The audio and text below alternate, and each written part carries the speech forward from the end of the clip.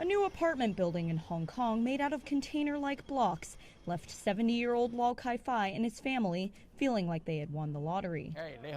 His new 290-square-foot flat is relatively spacious by Hong Kong standards. Hong Kong is one of the most crowded urban areas in the world, and Lau is one of the first beneficiaries of the city's latest attempt to address this by building transitional homes for people waiting for public housing. His new space is a far cry from apartments in other big cities like London or Tokyo. But it's more than triple the size of where him and his family used to live, cramped in a subdivided flat otherwise known as one of Hong Kong's infamous coffin homes. Lau's wife, Tian Jiayu. The place where we used to live was very small, and the dining table was also very small. You can't put more than 2 or 3 bowls on it. We have to take turns to have meals. Our family could not eat at the same dinner table before, but now we can have meals together.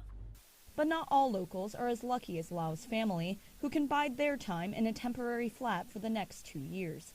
On average, the wait for public housing can stretch to over 5 years. More than 200,000 Hong Kongers living in subdivided flats are on the wait list. 37-year-old Coco Chan is one of them. She's currently crammed into an 80-square-foot flat with her husband and 7-year-old son. The space is too small and there's no room for activities. My son can only stay on his bed or here in the living room, and now he can't even go out. We used to take him to the park nearby, but now he can't because of the health crisis. We can only stay at home.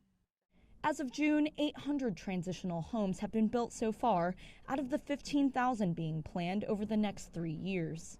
They're being constructed on idle land leased by the government or private developers for only a few years, although the building's parts can be moved around and reused. But the project doesn't come without challenges like lack of land and money. A spokesman for the Transport and Housing Bureau told Reuters the government launched a nearly $650 million funding scheme in June to support transitional housing projects by NGOs. But NGOs say the government isn't doing enough. With more than 1 million of Hong Kong's 7.5 million residents being squeezed into poverty, the pressure is still on to find more permanent solutions to the city's serious housing shortage.